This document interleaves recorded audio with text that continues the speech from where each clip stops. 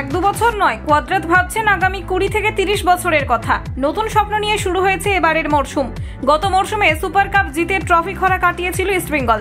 চলতি মরশুমে আরও ট্রফি জয়ের আশায় বুক বেঁধেছেন লাল হলুদ সমর্থকরা। এক সাক্ষাৎকারে ইস্টবেঙ্গল এফসির হেড কোচ কার্লোস কোয়াদ্রাত জানিয়েছে ক্লাবে তার পরিকল্পনার কথা। অভিজ্ঞ স্প্যানিশ কোচ আগামী 1-2 বছরের জন্য নয়, বরং ভাবছেন পরবর্তী 20 থেকে 30 বছরের কথা।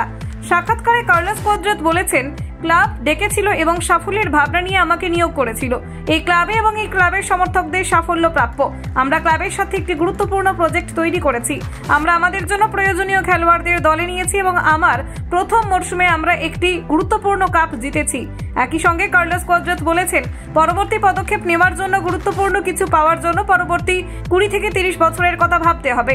পরিকল্পনা মাফিক অর্থ, সেই ধরনের শক্তি এবং সেই ধরনের উদ্যম নিয়ে কাজ করতে হবে। আমি জাতীয় দলে বিবর্তন দেখতে পাচ্ছি।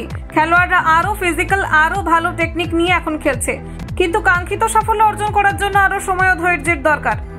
কোচের বক্তব্য থেকে স্পষ্ট যে তিনি শুধু ইস্টবেঙ্গল নয়, সার্বিকভাবে ভারতীয় ফুটবল নিয়ে ভাবছেন। তার মতে, তবে আমি নিশ্চিত সবকিছু এখন যেভাবে চলছে এভাবে যদি চলতে থাকে এবং মানুষ ধৈর্য ধরে, তাহলে ভবিষ্যতে ভারতীয় জাতীয় দলের নিশ্চয়ই সুফল পাবে।